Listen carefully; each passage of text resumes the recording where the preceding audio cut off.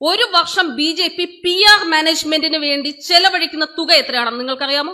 1200 കോടി രൂപയാണ് ഒരു വർഷം PR മാനേജ്മെന്റിന് വേണ്ടി മാത്രം NDA സർക്കാർ ഈ രാജ്യത്ത് ചെലവഴിക്കുന്നത്. അതിൽ 43%, ഏകദേശം 60 കോടി രൂപ ആർക്കാ നൽകുന്നതെന്നറിയാമോ? ദിനപത്രങ്ങൾക്ക്, ചാനലുകൾക്ക് വേറെ.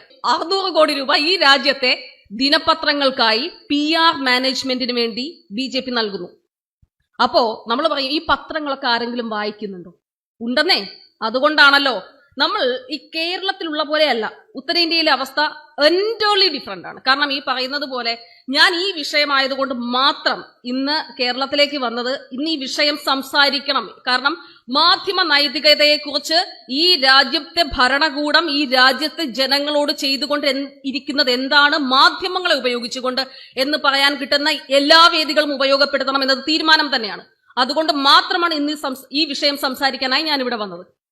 പക്ഷേ ഈ വിഷയം സംസാരിക്കുന്ന സമയത്ത് പറയേണ്ട ഒരു പ്രധാനപ്പെട്ട കാര്യം, ഈ കഴിഞ്ഞ കുറച്ചധികം കാലമായി ഔദ്യോഗിക പരിപാടികളുടെ ഭാഗമായി അല്ലെങ്കിൽ ഔദ്യോഗിക ജീവിതത്തിന്റെ ഭാഗമായി ഉത്തരേന്ത്യ മുഴുവൻ സഞ്ചരിക്കേണ്ടി വന്നിട്ടുണ്ട്. നമ്മൾ ഇവിടെ പറയുന്ന മോദി വിരുദ്ധതയെ ഒന്നും തന്നെ ഒരു തരത്തിലും ഈ ഉത്തരേന്ത്യയിൽ ഒരു രീതിയിലും അഫക്ട് ചെയ്തിട്ടില്ല. അവിടെയുള്ള ജനങ്ങൾ ഇപ്പോഴും കരുതിക്കൊണ്ടിരിക്കുന്നത് ഈ പറയുന്നത് പോലെ ഇങ്ങനെ ഒന്നുമല്ല, മോദിയാണ് വികസന നായകൻ എന്ന് തന്നെയാണ്. ഈ കഴിഞ്ഞ ലോക്സഭാ തെരഞ്ഞെടുപ്പിന് തൊട്ടു മുൻപ് ഈ പല ഇടങ്ങളിലും നമ്മൾ ചില പോസ്റ്ററുകൾ കണ്ടു. കാരണം PM യോജന, പ്രധാനമന്ത്രി യോജന വഴി ഇത്ര സംഭവങ്ങൾ ആളുകൾക്ക് കിട്ടി, ഇത്ര വീടുകൾ കിട്ടി, അല്ലെങ്കിൽ ഇത്ര ലോണുകൾ കിട്ടി എന്നൊക്കെ പറഞ്ഞിട്ട് വലിയ ക്യാമ്പയിൻ നമ്മുടെ കേരളത്തിലും കണ്ടു. ഞാൻ കേരളത്തിലും പല ഇടങ്ങളിലും ഈ പറയുന്ന പോസ്റ്ററുകൾ കണ്ടിട്ടുണ്ട്. വലിയ ഹോർഡിങ്സ് വെച്ചിട്ടുണ്ട് പല ഇടങ്ങളിലും. അത് ഉത്തരേന്ത്യയിൽ സജീവമായി വെച്ചിരുന്നു. അന്ന് ഒരു മാധ്യമം പോലും എന്താണ് ഇതിന്റെ വസ്തുത എന്ന് അന്വേഷിക്കാൻ തുനിഞ്ഞിറങ്ങിയിട്ടില്ല. പക്ഷേ ന്യൂസ് ലോണ്ടറി എന്ന് പറയുന്ന നിഷ്പക്ഷമായി പ്രവർത്തിക്കുന്ന ഒരു ഓൺലൈൻ മാധ്യമം ഇതിനു വേണ്ടി എന്താണ് ഇതിലെ വസ്തുത എന്ന് അറിയാൻ വേണ്ടി അന്വേഷിച്ചിറങ്ങി. എന്താണ് അവർ കണ്ടെത്തിയതെന്നറിയാമോ? ഇതൊരു സെറ്റ് ടേക്കാണ്. അതായത് ഈ ഹോർഡിങ്ങിൽ ഉണ്ടായിരുന്നത് ഇങ്ങനെ ഇദ്ദേഹത്തിന്റെ പ്രധാനമന്ത്രിയുടെ പദ്ധതി വഴി ഞങ്ങൾക്ക് ഒരു വീട് കിട്ടി, ഞങ്ങളുടെ പണ്ടത്തെ വീട് ഈ ഒരു കുടിലായിരുന്നു, ഇപ്പോഴത്തെ വീട് ഇത്ര വലിയ വീടാണ്. ഇതാണ് സംഭവം. ഈ പരസ്യത്തിൽ കാണിച്ചിരിക്കുന്ന സ്ത്രീയെ അന്വേഷിച്ചു പോയി ന്യൂസ് ലോണ്ടറിയുടെ മാധ്യമ സംഘം. അവിടെ ചെന്ന് ചോദിക്കുമ്പോഴാണ്, അല്ല ഞങ്ങൾ ഇവിടെ തന്നെയല്ലേ ജീവിക്കുന്നേ, ഇത് തന്നെയല്ലേ ഞങ്ങളുടെ വീട്. അതവർ ചിത്രീകരിച്ചു. എന്നിട്ട് തൊട്ടു പിന്നാലെ എന്താ സംഭവിച്ചെന്നറിയോ? അവർക്കെതിരെ ഇപ്പോഴും അത് ഡിഫമേഷൻ കേസ് ഉണ്ട്. എന്തിനാണ് ഡിഫമേഷൻ? അതായത് അവർ ആ വസ്തുത പുറത്തേക്ക് കൊണ്ടുവരുന്ന സമയത്ത് അപകീർത്തി കേസ് ഉണ്ടാവുകയാണ് മാധ്യമങ്ങൾക്കെതിരെ. ഈ രാജ്യത്ത് സ്വതന്ത്രമായി പ്രവർത്തിക്കാൻ തീരുമാനിക്കുകയാണ് എങ്കിൽ, നിങ്ങൾ ഒരു ഭരണകൂടത്തിന്റെയും വക്താക്കളാകാൻ തീരുമാനിക്കുന്നില്ല എങ്കിൽ നിങ്ങൾ അനുഭവിക്കേണ്ടി വരുന്നത് ചെറുതൊന്നുമായിരിക്കില്ല. അത് ദ വയർ, ക്വിന്റ് ഉൾപ്പെടെയുള്ള നിരവധി സ്ഥാപനങ്ങൾ നമ്മുടെ മുന്നിലുണ്ട്. നമുക്കൊക്കെ അറിയാലോ ഡിമോണിറ്റൈസേഷൻ, നോട്ട് നിരോധന സമയത്ത് ഒരൊറ്റ രാത്രി കൊണ്ട് അമിത്ഷായുടെ മകൻ ജയിൻ ഷാ 5000 കോടി രൂപയാണ് ഒരു കോർപ്പറേറ്റ് ബാങ്ക് വഴി വെളുപ്പിച്ചെടുത്തത് എന്നുള്ള വാർത്ത കൊടുത്തതിന്റെ പേരിൽ ഇന്നും കോടതി കയറി ഇറങ്ങുകയാണ് ദ വയറിന്റെ മാധ്യമ സംഘം മുഴുവൻ തന്നെ. 1000 കോടി രൂപയാണ് അവരോട് ചോദിച്ചിരിക്കുന്ന കോമ്പൻസേഷൻ. ഇപ്പോൾ നേരത്തെ പ്രണോയ് റോയുടെ കാര്യം പറഞ്ഞില്ലേ, പ്രണോയ് റോയ് ഈ പറയുന്ന സ്ഥാപനം വിട്ടിറങ്ങി ഓടി രക്ഷപ്പെട്ടു. രാജ്ദീപ് സർദേശായി എവിടെയാണ്? രാജ്ദീപ് സർദേശായി എങ്ങനെയാണ് ഇപ്പോൾ മാധ്യമ പ്രവർത്തനം ചെയ്തുകൊണ്ടിരിക്കുന്നത്? അപ്പോ രാജ്യത്തെ മാധ്യമ പ്രവർത്തനത്തിന്റെ ഒക്കെ തന്നെയും അവസ്ഥ ഇതാണ്. പോസ്റ്റ് ട്രൂത്ത് എന്നുള്ളതല്ല. ഇപ്പോ നേരത്തെ സഖാവ് പറഞ്ഞതുപോലെ പോസ്റ്റ് ട്രൂത്ത് ഒക്കെ കഴിഞ്ഞു, പോസ്റ്റ് ട്രൂത്തിന്റെ പരിപാടിയൊക്കെ അവസാനിച്ചു. നമുക്കിപ്പോ ക്ഷമിക്കണം, പോസ്റ്റ് ട്രൂത്ത് സത്യാനന്തരം എന്ന് പറയുന്ന സംഭവമൊന്നും ഇല്ലാന്നേ. കാരണം അതൊക്കെ നമ്മൾ പറയില്ലേ, കുറെ കഴിയുമ്പോ ന്യൂ നോം എന്ന് പറയുന്ന ഒരു വേർഡ് നമ്മൾ കോവിഡിന്റെ സമയത്ത് ഉണ്ടായിരുന്നു. കാരണം നമുക്കൊക്കെ തന്നെയും സാധാരണമാവും, കാര്യങ്ങളൊക്കെ തന്നെയും സാധാരണമാകുന്ന നിലയുണ്ടാകുന്നതിനെയാണ് നമ്മൾ ന്യൂ നോം എന്ന് പറയുക.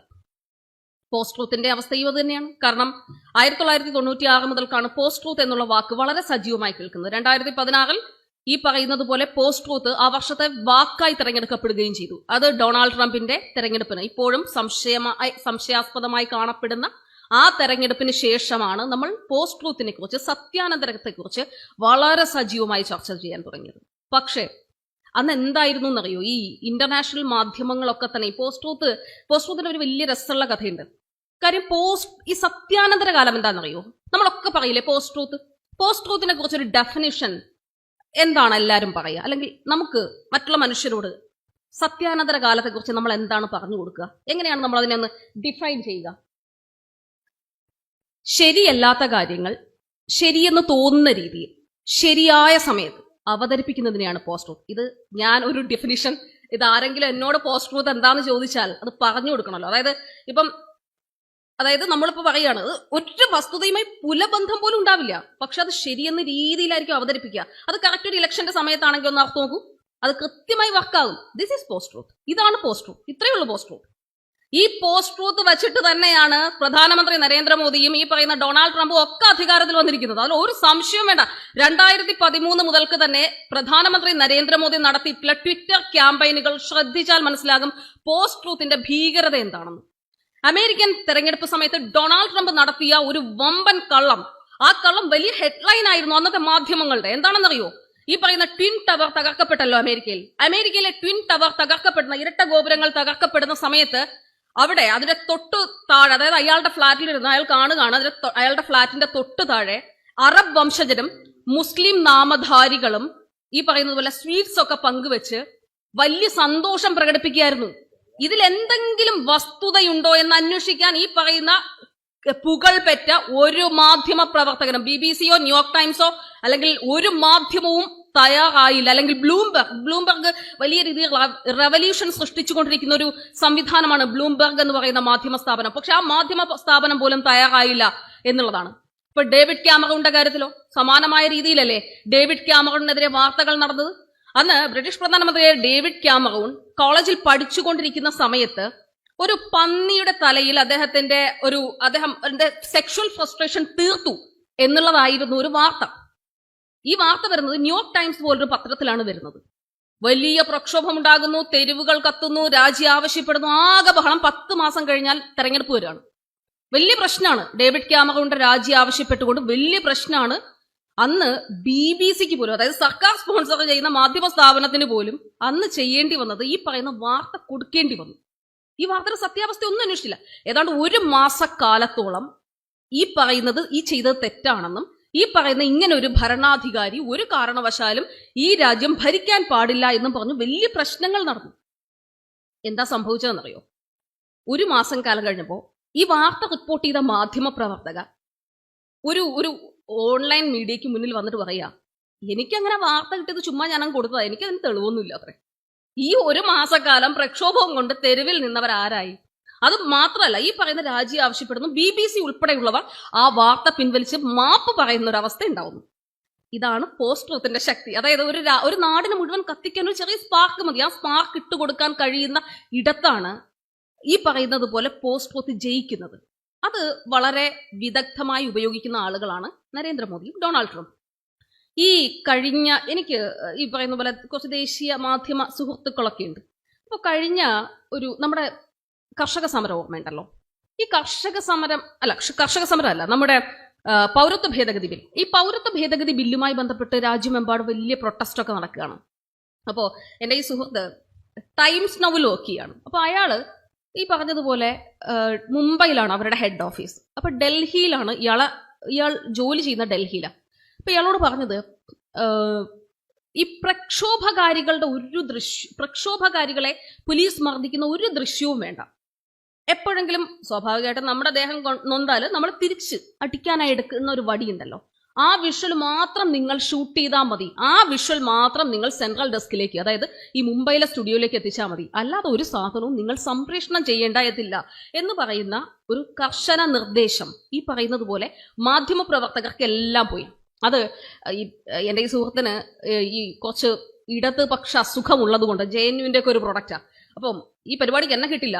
ഞാൻ മാധ്യമ പ്രവർത്തകനായത് അത്യാവശ്യം മാധ്യമ പ്രവർത്തനം ചെയ്യാനാണ്, അല്ലാതെ മാമാപ്പണി ചെയ്യാനല്ല എന്ന് തന്നെയാണ് അദ്ദേഹം പറയുന്നത്. അപ്പോൾ ഈ പറയുന്ന പിമ്പിങ്ങിന് തയ്യാറല്ല എന്ന് പറഞ്ഞുകൊണ്ട് ഇയാൾ ആ വാർത്ത പ്രോപ്പറായി, എനിക്ക് തോന്നുന്നു ടൈംസ് നൗവിൻ്റെ ആ ദിവസത്തെ ദൃശ്യങ്ങൾ എനിക്കിപ്പോഴും ഓർമ്മയുണ്ട്.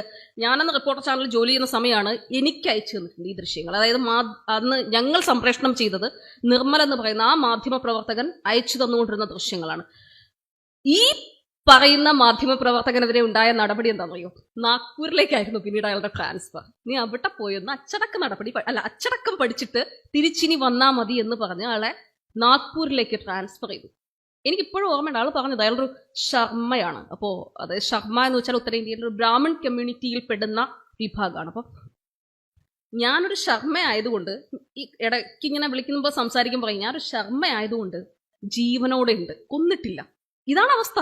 ഇതാണ് നമ്മൾ തിരിച്ച് പ്രതികരിക്കാൻ തീരുമാനിച്ചാൽ കേരളത്തിലെ അല്ലെങ്കിൽ ഇന്ത്യയിലെ ഒക്കെ തന്നെ ഈ മാധ്യമപ്രവർത്തകർക്ക് ഉണ്ടാകുന്ന അവസ്ഥ. കഴിഞ്ഞ 9 വർഷത്തിനിടെ ഈ രാജ്യത്ത് കൊല്ലപ്പെട്ട മാധ്യമപ്രവർത്തകരുടെ എണ്ണത്തെക്കുറിച്ച് ആർക്കെങ്കിലും എന്തെങ്കിലും വിവരമുണ്ടോ? ഏതാണ്ട് 31 മാധ്യമപ്രവർത്തകരാണ് ദുരൂഹമായ സാഹചര്യത്തിൽ കൊല്ലപ്പെട്ടത് കഴിഞ്ഞ 9 വർഷത്തിനിടയിൽ മാത്രം. എല്ലാ ജോലിക്കും അതിൻ്റെതായ റിസ്ക് ഒക്കെ ഉണ്ട്. പക്ഷേ ഈ പറയുന്നത് പോലെ ഈ സത്യം പറയുന്നതിന്റെ പേരിൽ കൊല്ലപ്പെടുകയോ അല്ലെങ്കിൽ ആത്മഹത്യ ചെയ്തു എന്ന് പറയപ്പെടുകയോ ഒക്കെ ചെയ്യുന്ന അവസ്ഥ ഉണ്ടാകുന്നു എന്ന് പറയുന്നത് ഇപ്പൊ നമ്മൾ പറയില്ലേ മാധ്യമ നൈതികത. ഇത് ഇപ്പൊ ഭരണകൂട ഭീകരതയ്ക്കെതിരെയൊക്കെ നമ്മൾ സംസാരിക്കാൻ നിന്നാൽ, അല്ലെങ്കിൽ ഫാസിസത്തിനെതിരെ നമ്മൾ സംസാരിക്കാൻ നിന്നാൽ, നയങ്ങൾക്കെതിരെ നമ്മൾ സംസാരിക്കാൻ നിന്നാൽ നമ്മൾ അവിടെ ലിഞ്ച് ചെയ്യപ്പെടും എന്നുള്ള കാര്യത്തിൽ ഒരു സംശയം വേണ്ട. അത് സോഷ്യൽ മീഡിയ ത്രൂ ആണെങ്കിലും അല്ലാതെയോ ഒക്കെ അക്കാര്യത്തിലൊക്കെ എനിക്ക് തോന്നുന്നു ശ്രീ വി എസ് സുനിൽകുമാറൊക്കെ ഞങ്ങളുടെ ചർച്ചകളുടെ സ്ഥിരം ഗസ്റ്റാണ്. അപ്പോൾ അദ്ദേഹത്തെ ഒക്കെ തന്നെയും പലപ്പോഴും ഈ പറയുന്ന അർബൻ നക്സൽ എന്നൊക്കെ പല BJP-ക്കാരും ഇതൊന്നും വിളിക്കുന്നത് കേൾക്കാം. കാരണം അദ്ദേഹം ഇങ്ങനെ പലപ്പോഴും പല വിഷയങ്ങളിലും ഷാർപ്പായി സംസാരിക്കുന്ന സമയത്ത് ഇതേ രീതിയിൽ സംസാരിച്ചിട്ടുണ്ടോ മാധ്യമപ്രവർത്തകരോടും. ഈ അയോധ്യ വിഷയവുമായി ബന്ധപ്പെട്ട് അതൊരു തെറ്റായ വിധിയാണ്. എനിക്കിപ്പോഴും അഭിമാനത്തോടുകൂടി ഞാൻ ആ സ്റ്റാൻഡ് എടുത്ത് തന്നെ പറയുന്നു. അന്ന് അയോധ്യ വിഷയം നടക്കുന്ന സമയത്ത് കോടതി വിധിയാണ്. കോടതി വിധി വിമർശിക്കുന്നതിന് ഒരു പരിധിയുണ്ട്. അതായത് അതിനപ്പുറത്തേക്ക് വിമർശിച്ചാൽ ഞങ്ങൾക്കെതിരെ കോടതി അലക്ഷ്യവും കേസും പുകാറും ഒക്കെ വരാൻ സാധ്യതയുണ്ട്. പക്ഷെ അന്ന് ആ ദിവസം ഇത്രയും ആ വിധിയോട് ഇന്നും അനുകൂലിക്കാൻ കഴിയാത്ത ഒരു മനസ്സുണ്ടായിരുന്നു എന്നുള്ളത് കൊണ്ട് തന്നെ ആ വിധി അന്ന് അതേപോലെ തന്നെ ഞെട്ടലുണ്ടാക്കി. ഇന്നും ആ ഞെട്ടലിന്റെ ഒരു 1000 മടങ്ങ് ഒരു വ്യാപ്തി ഉണ്ടായിരുന്നു അന്ന് ആ സമയത്ത് ആ ദിവസം നടത്തിയ ചർച്ചകളിലെല്ലാം തന്നെ ഏതാണ്ട് കുറച്ചധികം സമയം അന്നത്തെ ദിവസം ചർച്ച ചെയ്യേണ്ടി വന്നിരുന്നു. അപ്പോൾ ആ സമയത്തെല്ലാം തന്നെ ഈ വിധി തെറ്റാണ് എന്ന് പറഞ്ഞുകൊണ്ടേയിരുന്നു. അതിന്റെ പേരിൽ BJP നേതാക്കൾ സ്റ്റുഡിയോയിൽ കയറി വന്ന് ആക്രോശിച്ചിട്ടുണ്ട്.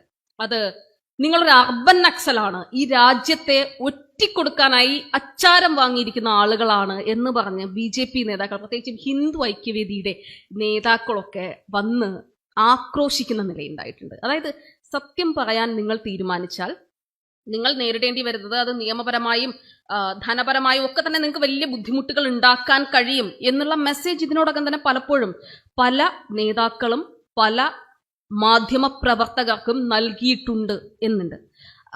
പക്ഷേ നിങ്ങൾ വളരെ അനുകൂലമായാണ് നിലപാടെടുക്കുന്നതെന്ന് വിചാരിച്ചോളൂ. ആ ചാനലുകൾ റേറ്റിംഗിൽ ഒരു 1-2 സ്ഥാനങ്ങളിലൊക്കെ എന്തായാലും കണ്ടിന്യൂ ചെയ്യാൻ സാധ്യതയുണ്ട്. ആ മാധ്യമപ്രവർത്തകർക്ക് പട്ടും വളയും ഒക്കെ കിട്ടും.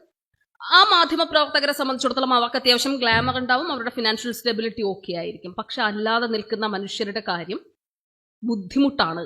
അത് നിലവിൽ പക്ഷെ ഇത് എല്ലാ കാലവും ഇങ്ങനെ ഉണ്ടാവും ഞാൻ പ്രതീക്ഷിക്കുന്നില്ല കേട്ടോ. ഇത് എല്ലാത്തിനും ഒരു സാച്ചുറേഷൻ പോയിന്റ് ഉണ്ട്. ഇത് ഇപ്പൊ പലയിടത്തും പറഞ്ഞു മടുത്തതാണ്. കാരണം പ്രസ് ഫ്രീഡത്തിൽ ഇന്ത്യ ഇങ്ങനെ 150-ാം സ്ഥാനത്ത് നിന്ന് താഴേക്ക് ആകെ 180 രാജ്യങ്ങളിലുള്ള ഇടത്ത് 150-ാം സ്ഥാനത്ത് നിന്ന് താഴേക്ക് കുതിച്ചുകൊണ്ടിരിക്കുകയാണ് എന്നൊക്കെ പറയുമ്പോൾ ഈ പറയുന്ന ആളുകളുടെ മുന്നിൽ മുട്ടിലിഴയാൻ തീരുമാനിക്കുന്ന മുതലാളിമാരുള്ള ഇടത്തല്ലേ ഈ പറയുന്ന മാധ്യമ സ്വാതന്ത്ര്യം ഹനിക്കപ്പെടുന്നത്. അല്ലാതെ ഈ പറയുന്നത് പോലെ ഞങ്ങൾ അങ്ങനെ തയ്യാറല്ല എന്ന് എത്ര പേർക്ക് പറയാൻ കഴിയുന്നുണ്ട്? 2019 സമയത്ത്, അതായത് പൊതു തെരഞ്ഞെടുപ്പിന് മുൻപ് ടൈംസ് നൗവിന് ഒരു ഇന്റർവ്യൂ കിട്ടി. സാധാരണഗതിയിൽ കിട്ടാത്തൊരു ഇന്റർവ്യൂ ആണ്. നമ്മൾ പറയില്ല വളരെ റയറായിട്ടൊക്കെ ചിലരുടെ ഇന്റർവ്യൂ കിട്ടും. അതുപോലെയാണ് മാധ്യമങ്ങൾക്ക് മുന്നിൽ വാതുറക്കാത്ത പ്രധാനമന്ത്രി അന്ന് ടൈംസ് നൗവിനൊരു ഇന്റർവ്യൂ കൊടുക്കുന്നു. രസകരമായിരുന്നു ആ ഇന്റർവ്യൂ കണ്ടിട്ടുണ്ടാവും തോന്നുന്നു ഒരുവിധം നമുക്കൊക്കെ. കാരണം പ്രത്യേകിച്ചും ഇദ്ദേഹത്തെ ഇങ്ങനെ മാധ്യമങ്ങൾക്ക് മുന്നിലൊന്ന് ഇരുന്ന് കിട്ടുക എന്നൊക്കെ പറയുന്ന വലിയ ബുദ്ധിമുട്ടുള്ള കാര്യമാണല്ലോ. പക്ഷെ അന്ന് അദ്ദേഹത്തെ കിട്ടി. അപ്പൊ ഞാനൊക്കെ ഇങ്ങനെ വളരെ ആകാംക്ഷയോടെ കാണാൻ തുടങ്ങുന്നു. പിന്നെയാണ് മനസ്സിലാവുന്നത് ഇതൊരു സ്പോൺസേർഡ് ആണ്. അതായത് ഈ സാധാരണഗതിയിൽ ക്വസ്റ്റ്യൻ എഴുതി കൊടുക്കലുണ്ട്. അതായത് ഇപ്പോ പ്രത്യേകിച്ചും പ്രൊഫൈൽ നോക്കിയിട്ട് പലപ്പോഴും പ്രത്യേകിച്ചും പ്രധാനമന്ത്രി ഉൾപ്പെടെയുള്ള ആളുകളുടെ കാര്യത്തിൽ സ്ക്രൂട്ടിനി നടക്കാറുണ്ട്. നമ്മൾ എന്ത് ടൈപ്പ് ഓഫ് ചോദ്യങ്ങളാണ് ചോദിക്കാൻ ഉദ്ദേശിക്കുന്നത് എന്നുള്ളതിനെ കുറിച്ചൊരു സ്ക്രൂട്ടിനി നടക്കാറുണ്ട്. അത് സാധാരണഗതിയിൽ സംഭവിക്കുന്ന, അത് മാധ്യമപ്രവർത്തകർക്കൊക്കെ അറിയുന്ന ഒരു കാര്യമാണ്. അപ്പൊ അന്ന് അതായത് ഡിമോണിറ്റൈസേഷൻ, ഈ നോട്ട് നിരോധനവുമായി ബന്ധപ്പെട്ട് വലിയ വിമർശനമുണ്ടായി. രാജ്യത്തിന്റെ സമ്പദ്ഘടനയെ ഇങ്ങനെ ആറഞ്ചം പുറഞ്ചം തകർത്തിട്ടിരിക്കുകയാണല്ലോ ഈ പറയുന്ന മോദി സർക്കാർ. പക്ഷേ ആ ഇന്റർവ്യൂവിന്റെ ഒരു സംക്ഷിപ്തം എടുത്താൽ ഈ കഴിഞ്ഞ 5 വർഷക്കാലം കൊണ്ട് അദ്ദേഹം ചെയ്ത കാര്യങ്ങളൊക്കെ ഏറ്റവും നല്ലതായിരുന്നു എന്നും ഏറ്റവും ഉദാത്തമായ ഭരണാധികാരിയായിരുന്നു എന്നും ഉദാത്തമായ ഭരണമാണ് കാഴ്ചവെച്ചതെന്നും ഈ സാമ്പത്തിക നയങ്ങളെല്ലാം തന്നെ ഏറ്റവും ബെസ്റ്റ് ആയിരുന്നു എന്നുമാണ് ആ ഇന്റർവ്യൂ പറഞ്ഞു വെച്ചത്. അത് കംപ്ലീറ്റ്ലി സ്ക്രിപ്റ്റഡ് ആയ, കംപ്ലീറ്റ്ലി PR ഓറിയന്റഡ് ആയിട്ടുള്ള ഒരു ഇന്റർവ്യൂ ആണ് ഈ രാജ്യത്തിന്റെ ഭരണാധികാരി കൊടുത്തത്. ഇന്ത്യയിൽ നമ്പർ 2 പൊസിഷനിൽ നിൽക്കുന്ന, റേറ്റിംഗിൽ നമ്പർ 2 പൊസിഷനിൽ നിൽക്കുന്ന ചാനലിന്റെ പേര് ടൈംസ് നൗ എന്നാണ്. നമ്പർ 1 എനിക്ക് തോന്നുന്നു റിപ്പബ്ലിക് തന്നെയാണ്. ഇപ്പോൾ അതിൽ വേരിയേഷൻ വന്നിട്ടുണ്ടാവും. പക്ഷെ ആ സമയത്ത് നമ്പർ 2 പൊസിഷനിൽ നിൽക്കുന്നത് ഈ പറഞ്ഞതുപോലെ ഈ മാധ്യമമാണ്, ഈ ടൈംസ് നൗ ത്രൂ അന്ന് നടത്തിയ ഒരു ക്യാമ്പയിൻ ആയിരുന്നു പ്രധാനമന്ത്രി നരേന്ദ്രമോദി. അത് എല്ലാ മാധ്യമങ്ങളെയും ഇതേ രീതിയിൽ തന്നെ സ്വാധീനിക്കാറുണ്ട് എന്നുള്ളതാണ്. ഈ ദേശീയ മാധ്യമങ്ങളൊക്കെ ഇപ്പൊ നമ്മുടെ കേരളത്തിന്റെ കാര്യം എടുക്കില്ലേ, നമ്മളെ കുറിച്ച് എന്താണ് ഉത്തരേന്ത്യയിലൊക്കെ പറയുന്നതെന്നറിയോ? ഇപ്പോ ചില മാധ്യമ ഗ്യാതറിങ്സിലൊക്കെ ഈ ഡൽഹിയിലൊക്കെ പോയി ഇരുന്ന് കൊടുക്കാറുണ്ട് ചില സമയത്ത്. അപ്പോൾ സ്വാഭാവികമായിട്ടും രാഷ്ട്രീയം ചർച്ചയാവും, മാധ്യമ പ്രവർത്തകരാകുമോ. ആദ്യത്തെ ചോദ്യം വരിക, ഈ അവിടെ വളരെ കാഷ്വൽ ആയിട്ട് അവർ നമ്മുടെ മതം ചോദിക്കും, മതത്തിനും അപ്പുറത്തേക്ക് ജാതി ചോദിക്കും. വളരെ കാഷ്വൽ ആണ്. നമുക്ക് കേരളത്തിൽ അതങ്ങനെ ശീലമില്ല.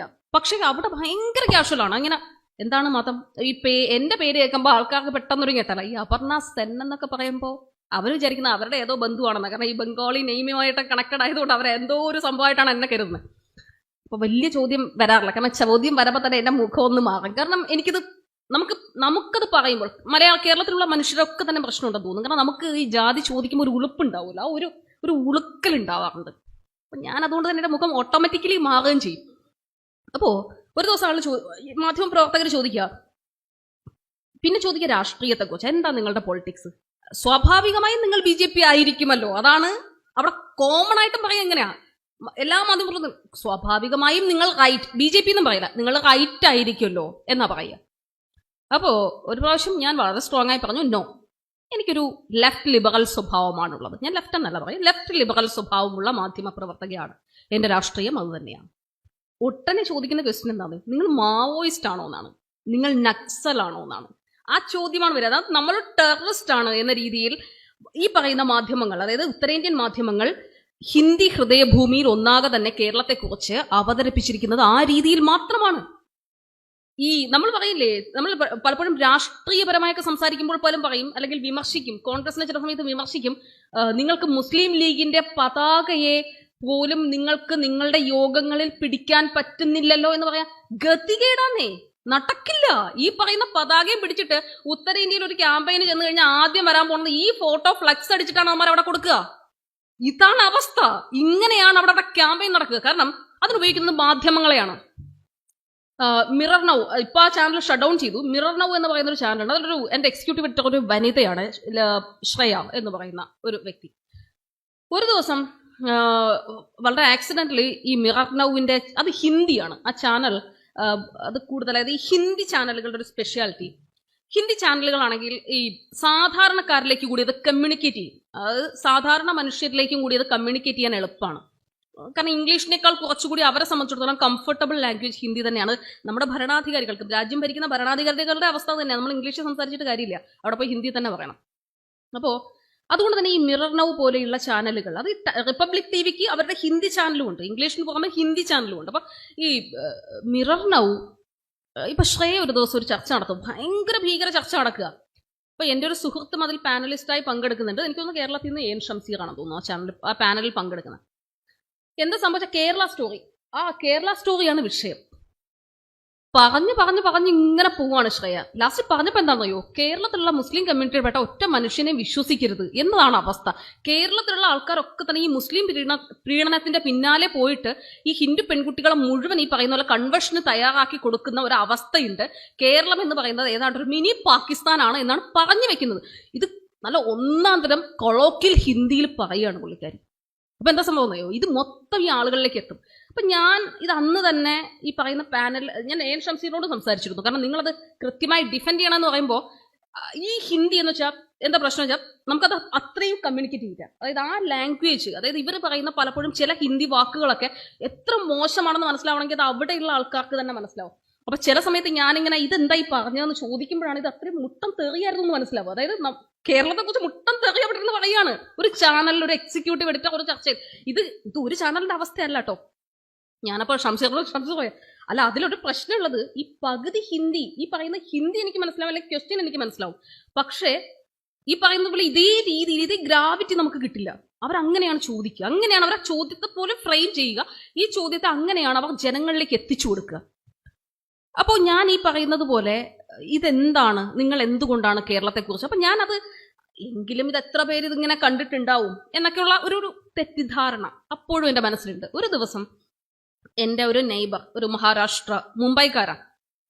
അപ്പോൾ ഞാൻ അവരോട് സംസാരിക്കുന്ന സമയത്ത് അവര് ആദ്യമൊന്നും എൻ്റെ അടുത്ത്, കാരണം ഞാൻ ഈ പൊട്ടും ചന്ദനവും തൊടൽ പരിപാടിയൊന്നുമില്ല, അപ്പോൾ അമ്പലത്തിലൊക്കെ പോലുണ്ട്, പക്ഷെ പൊട്ട് തൊടൽ പരിപാടിയില്ല. അപ്പോൾ ഇവർക്കൊരു ഐഡിയ ഇല്ല ഈ ഞാൻ എന്താണ് എന്ന സംഭവമില്ല. അപ്പോൾ ഒരു ദിവസം അവിടെ ചെറിയ കുട്ടിയുണ്ട്.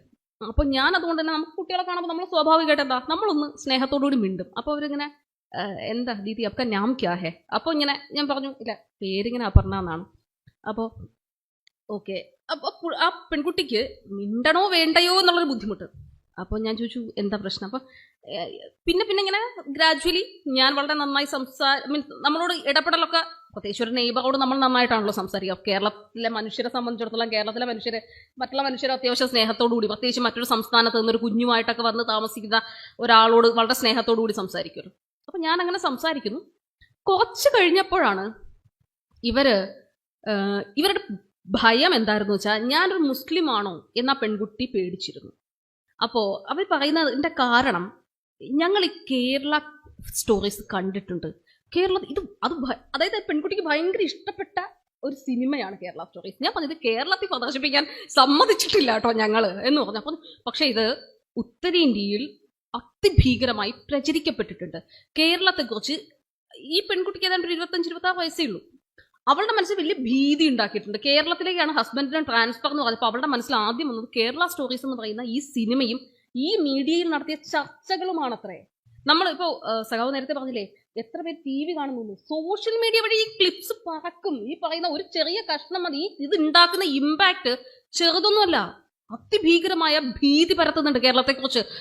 അത് ഞാൻ സ്വാഭാവികമായിട്ട് നമ്മുടെ സംസ്ഥാനമാണല്ലോ, നമുക്ക് ചേർത്ത് നിർത്തേണ്ട കാര്യമാണ്. അപ്പം ഞാനിങ്ങനെ ഓരോ ദിവസവും അവരെ ചെല്ലുക, ഉദ്ബോധിപ്പിക്കുക. ഇതായിരുന്നു കുറേ കാലം എൻ്റെ പണി. കാരണം ഏറ്റവും മിനിമം 10 പേരോട് അവർ പറയുമല്ലോ കേരളത്തിൽ പോയാൽ ഞങ്ങളുടെ എക്സ്പീരിയൻസ് നല്ലതാണ് എന്ന് പറയില്ലേ. അതേപോലെ തന്നെയായിരുന്നു നമ്മുടെ ആ മലപ്പുറം പാലക്കാട് ബോർഡറിൽ ഒരു ആന ചെരിഞ്ഞ വിഷയം ഓർമ്മയില്ലേ. ഈ ആന ചെരിഞ്ഞ വിഷയം എന്തായിരുന്നു? അർണബ് ഗോസ്വാമിക്ക് അങ്ങോട്ട് അഴിഞ്ഞാടുമായിരുന്നു ആ ദിവസങ്ങളിൽ. കേരളവുമായി ബന്ധപ്പെട്ട ഒരു വിഷയം എടുത്തിട്ട് ഇവരവിടെ ചർച്ച നടത്തും. കേരളത്തിൽ നിന്നൊരു ഗസ്റ്റിനെയും വിളിക്കും. ഒരു 10-12 പേരുടെ ബോക്സ് ഉണ്ടാവും. ഈ പറയുന്നത് പോലെ 10-12 പാനലിസ്റ്റുകൾ ഉണ്ടാവും. ഒരൊറ്റ അക്ഷരം തുറക്കാൻ സമ്മതിക്കില്ല കേരളത്തിൽ നിന്നുള്ളവരെ. നമ്മളിങ്ങനെ ഇടിച്ചു കയറേണ്ടി വരും. എത്രയെന്ന് വെച്ചിട്ട് ചോദിക്കും നമ്മൾ, എത്ര നിങ്ങൾ ഞങ്ങൾക്ക് കുറച്ച് സമയം തരൂ, ഞങ്ങളുടെ സംസ്ഥാനത്തെ കുറിച്ചൊന്ന് എക്സ്പ്ലെയിൻ ചെയ്തോട്ടെ എന്ന് പറഞ്ഞാൽ സമ്മതിക്കില്ല. അവരുടെ അജണ്ടയാണ് അവിടെ നടപ്പാക്കുക. പക്ഷെ കേരളത്തിൽ പിന്നെയും ഭാഗ്യമുണ്ട്, അല്ലെങ്കിൽ ഈ പറയുന്ന മാധ്യമങ്ങളുടെ കാര്യത്തിൽ പിന്നെയും വലിയ വർഗീയതയെയോ അല്ലെങ്കിൽ കാവ്യവൽക്കരണത്തെയോ ഒക്കെ തന്നെയും വല്ലാതെ നെഞ്ചോട് ചേർത്ത് പിടിച്ചിട്ടുണ്ടെന്നുള്ള തോന്നലൊന്നും എനിക്കില്ല. പിന്നെ ഈ പറയുന്നത് പോലെ ഒരു പഴക്കൂടയിൽ കാണുമല്ലോ എന്തായാലും ഒരു പുഴുക്കുത്തുള്ള സാധനമൊക്കെ ഉണ്ടാവും, അങ്ങനെ ഇല്ല എന്നല്ല ഞാൻ പറയുന്നത്, ഉണ്ട്. പക്ഷെ എന്നിരുന്നാൽ തന്നെയും അതിനെ തിരിച്ചറിയാനുള്ള ബോധം മലയാളിക്കുണ്ട് എന്നുള്ളതാണ്. അതുകൊണ്ടാണ് ഈ പറയുന്ന തെറ്റായ ഒരു വാർത്ത കൊടുത്തു കഴിഞ്ഞാൽ അത് മിനിറ്റുകൾക്കുള്ളിൽ കേരളത്തിലെ മാധ്യമ പ്രവർത്തകരെ ഓഡിറ്റ് ചെയ്ത് തിരുത്തിച്ച് ഈ പറയുന്ന വ്യാജ വാർത്തയാണ്, അത് നിങ്ങൾ തിരുത്തി മാപ്പ് പറയണം എന്ന് പറയിക്കാൻ അത് കേരളത്തിലെ ജനങ്ങളെ കൊണ്ട് കഴിയുന്നു. അത് വേറൊന്നും കൊണ്ടല്ല, നമ്മൾ കുറച്ചുകൂടി രാഷ്ട്രീയത്തെ കാണുന്ന, രാഷ്ട്രീയം മനസ്സിലാകുന്ന. ഞാനിവിടെ നിൽക്കുന്നത് തൃശ്ശൂരാണല്ലേ, സുരേഷ് ഗോപിയുടെ മണ്ഡലം. നിങ്ങൾ വല്ലാത്ത ചതിയാട്ടോ ചെയ്തത്. കാരണം ഞാനൊക്കെ ഉണ്ടല്ലോ ഈ 2024 തെരഞ്ഞെടുപ്പിന് മുൻപ് വലിയ വായിൽ വർത്താനം പറഞ്ഞിട്ടുണ്ട് ഈ പറയുന്ന നോർത്ത് ഇന്ത്യൻസിനോടൊക്കെ. നിങ്ങൾ പറയുന്നത് പോലൊന്നുമല്ല എൻ്റെ നാട്, വർഗീയതയെ പടിക്ക് പുറത്ത് നിർത്തുന്ന നാടാണ്. ഒരൊറ്റ എണ്ണത്തിന് അവിടെ നിങ്ങോട്ട് അയക്കില്ല എന്ന് ഡൽഹിയിലൊക്കെ ഇരുന്ന് വലിയ വീരവാദം അടിച്ചിട്ടുണ്ട്. ഇപ്പം ഞാൻ മിണ്ടാറേ ഇല്ല. വലിയ ചതിയായി പോയിട്ടോ നിങ്ങൾ ചെയ്തത്. ഇത്രയും പേരൊക്കെ ഉണ്ടായിട്ടും, പ്രത്യേകിച്ചും തൃശ്ശൂരിന്റെ സാംസ്കാരിക മണ്ഡലത്തിൽ നിൽക്കുന്ന മനുഷ്യർ, അത്രമേൽ വലിയ ബോധമുള്ള ആളുകൾക്ക് എന്തുകൊണ്ട് ആ രാഷ്ട്രീയത്തെ തിരുത്താൻ കഴിഞ്ഞില്ല എന്ന് ചോദിച്ചാൽ ചിലപ്പോൾ എനിക്ക് തോന്നും നമ്മൾ അറിയാതെ ഈ സൈലന്റ് ആയിട്ടൊക്കെ തന്നെയും നമുക്കിടയിൽ ചില മാധ്യമങ്ങളെങ്കിലും ഒക്കെ ഈ പറയുന്ന സംഭവത്തെ ചെറുതായി ഇൻജക്ട് ചെയ്ത് കൊടുക്കുന്നുണ്ടെന്ന് തോന്നുന്നു. ഈ പറയുന്ന അതായത് ഈ ഉത്തരേന്ത്യയിൽ ആദ്യം അതായത് 2014 ശേഷം ഉത്തരേന്ത്യയിൽ ആദ്യം ഉണ്ടായിരുന്നത് നിങ്ങളുടെ മതം എന്താണ് എന്ന് ചോദിക്കലായിരുന്നു. പക്ഷെ ഇപ്പൊ എന്താ ചോദിക്കാന്നറിയോ? നിങ്ങളുടെ ജാതി ഏതാണ്? മതമൊക്കെ കഴിഞ്ഞു, ഇപ്പൊ നിങ്ങളുടെ ജാതിയെ കുറിച്ചാണ് സംസാരിക്കുക. അവിടെ ഇപ്പോ അതായത് ആ ഒരു ജാതി പ്രശ്നത്തിലേക്കാണ് ഇപ്പൊ കാര്യങ്ങളൊക്കെ പോയിരിക്കുന്നത്. അപ്പൊ ഇത് നമ്മൾ ആദ്യം എന്താ വിചാരിച്ചത്, ഇന്ത്യയിൽ ഈ രീതിയിലുള്ളൊരു ഡിവൈഡ് ഒന്നും ഉണ്ടാകില്ല എന്നാണെങ്കിൽ അത് മാധ്യമങ്ങളെ ഉപയോഗിച്ചുകൊണ്ടും സമൂഹ മാധ്യമങ്ങളെ ഉപയോഗിച്ചുകൊണ്ടും നല്ല വെടിപ്പായി BJP അവരുടെ രാഷ്ട്രീയത്തെ ഇംപ്ലിമെന്റ് ചെയ്തിട്ടുണ്ട്. ഈ കഴിഞ്ഞ ലോക്സഭാ തെരഞ്ഞെടുപ്പ് കഴിഞ്ഞപ്പോൾ എനിക്ക് തോന്നുന്നു തിരുവനന്തപുരം മണ്ഡലത്തിൽ രാജീവ് ചന്ദ്രശേഖർ മത്സരിച്ച BJPയുടെ നിലവിലെ സംസ്ഥാന അധ്യക്ഷൻ മത്സരിച്ച തിരുവനന്തപുരം മണ്ഡലത്തിലെ കോർപ്പറേഷൻ വാർഡുകളിൽ 88 വാർഡുകളിൽ രാജീവ് ചന്ദ്രശേഖർ ഒന്നാമതാണ്. അത് നമ്മളത് ഗൗരവമായി അഡ്രസ് ചെയ്യേണ്ട വിഷയമാണ്. എത്ര നിയമസഭാ മണ്ഡലങ്ങളിൽ ഇപ്രാവശ്യം ഈ പറഞ്ഞ ലോക്സഭാ തെരഞ്ഞെടുപ്പിൽ എത്ര നിയമസഭാ മണ്ഡലങ്ങളിൽ BJP 1ഉം 2ഉം സ്ഥാനങ്ങളിൽ വന്നിട്ടുണ്ട്?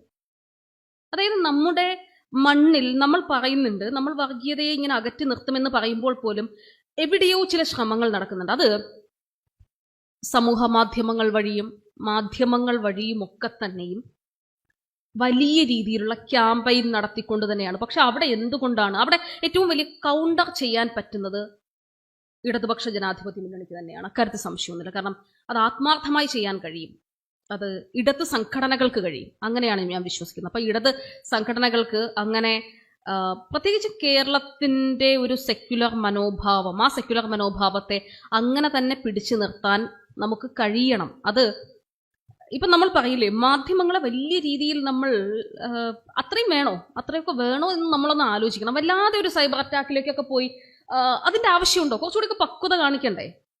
എനിക്ക് തോന്നുന്നുണ്ട് കുറച്ചുകൂടിയൊക്കെ ഒരു പക്വതയോടുകൂടി നമുക്ക് കാര്യങ്ങൾ കൈകാര്യം ചെയ്യാം.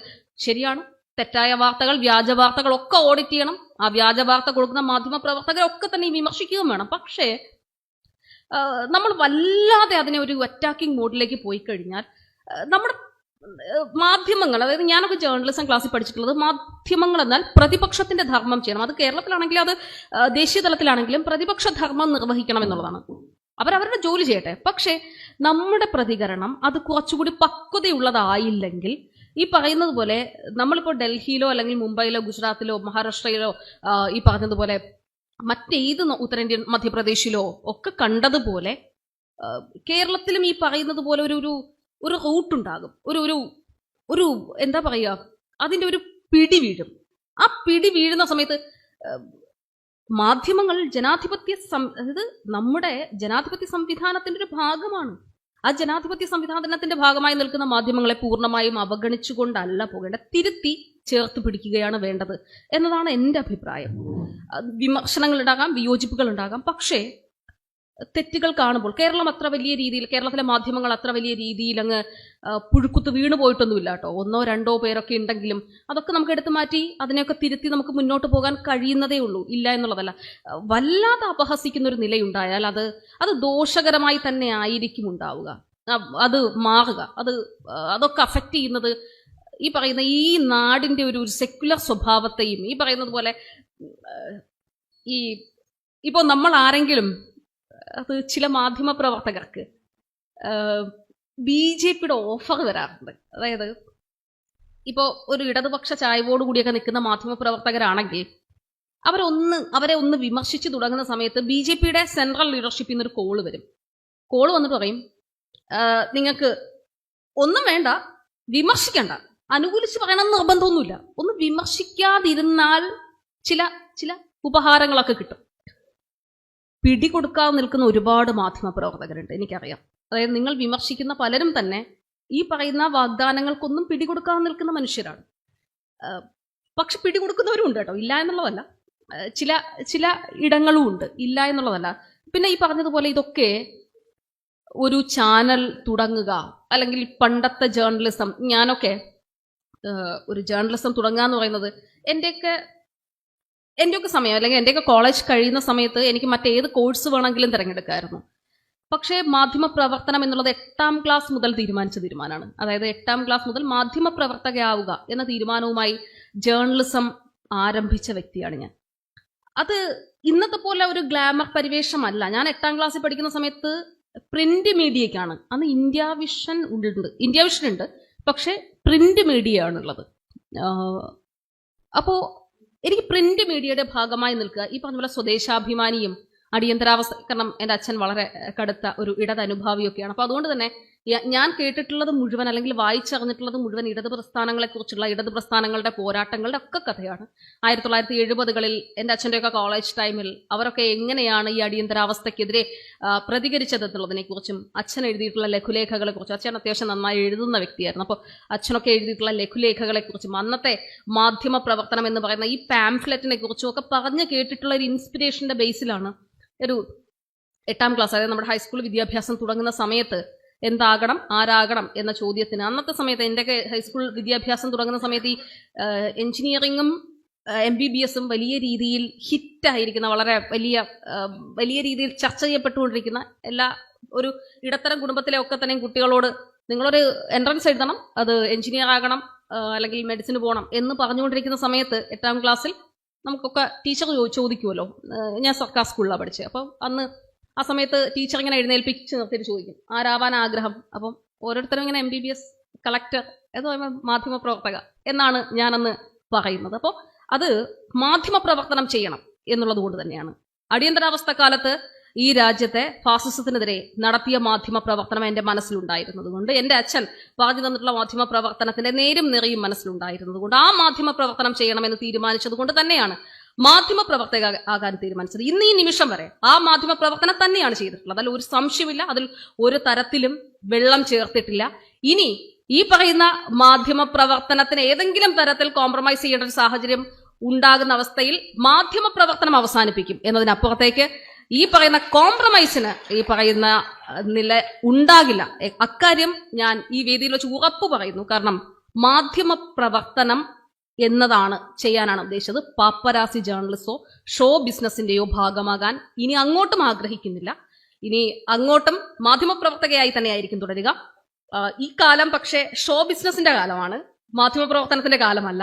കുറച്ചുകൂടിയൊക്കെ സ്പൈസും എരിവും പുളിയും ഒരു സീരിയലൊക്കെ അവതരിപ്പിക്കുന്നത് പോലെ ജേർണലിസം അവതരിപ്പിച്ചാൽ അത്യാവശ്യം റേറ്റിംഗും ഒക്കെ കിട്ടും എന്ന് കരുതുന്ന മാധ്യമ മുതലാളിമാരുടെയും മാധ്യമ പ്രവർത്തകരുടെയും ഗോഗോ വിളികളുടെയും കാലത്ത് ഞാൻ ഒട്ടും ഫിറ്റ് അല്ല. അതുകൊണ്ടാണ് കേരളത്തിലെ വിഷ്വൽ മീഡിയയിൽ നിന്ന് ഞാൻ പുറത്തുപോയത്. ഞാനിപ്പോൾ ഒരു ഓൺലൈൻ പോർട്ടലല്ല, ശരിക്കും പറഞ്ഞാൽ ഞാനൊരു ഇന്റർനാഷണൽ ന്യൂസ് ഏജൻസിയുടെ ഭാഗമാണ്. അത് മറ്റൊരു തലത്തിൽ നിൽക്കുന്നൊരു മാധ്യമ പ്രവർത്തനം കൂടിയാണ്. അതിലേറ്റവും ഞാൻ അതിന്റെ ഭാഗമാകുന്നത് മറ്റൊന്നുമല്ല, റെയ്നോൾഡ്സ് ജേർണലിസം ഇൻസ്റ്റിറ്റ്യൂട്ട് എന്ന് പറയുന്നത് അത്യാവശ്യം ലോകത്തിലെ തന്നെ ഡെമോക്രസിയെ കുറിച്ച് വലിയ രീതിയിൽ ചർച്ച ചെയ്തുകൊണ്ടിരിക്കുന്ന ഒരു ജേർണലിസം ഇൻസ്റ്റിറ്റ്യൂട്ടാണ്. ആ ജേർണലിസം ഇൻസ്റ്റിറ്റ്യൂട്ട് ഒരു UK ബേസ് ചെയ്തിട്ടുള്ള ഒരു പ്രാദേശിക ഈ പറയുന്നത് പോലെ ന്യൂസ് ഏജൻസി ആരംഭിച്ചിട്ടുണ്ട്. അപ്പോൾ അതിന്റെ ഭാഗമായാണ് ഞാനിപ്പോൾ നിൽക്കുന്നത്. അവർക്ക് ഗോഗോവിളികൾ വേണ്ട, പേപ്പറാസ്തം വേണ്ട, അവർക്ക് ജേർണലിസം മതി. ജനങ്ങൾക്ക് ഉപകാരപ്രദമായി നിങ്ങൾക്ക് ജേർണലിസ്റ്റ് എന്ത് ചെയ്യാൻ കഴിയും അത് ചെയ്താൽ മതി എന്ന ഒരു നിലയുണ്ട്. അപ്പോൾ ആ ഒരു ന്യൂസ് ഏജൻസിയുടെ ഭാഗമായാണ് നിൽക്കുന്നത്. അതുകൊണ്ട് തന്നെ സന്തോഷമുണ്ട്, സമാധാനമുണ്ട്. മാധ്യമപ്രവർത്തനം ഇപ്പോഴും ചെയ്യുന്നുണ്ട്.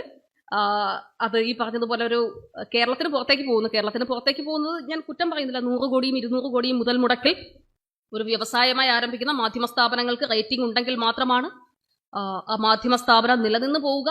ആ മാധ്യമ സ്ഥാപനത്തിനെങ്കിൽ മാത്രമേ നിലനിൽപ്പുണ്ടാവുക.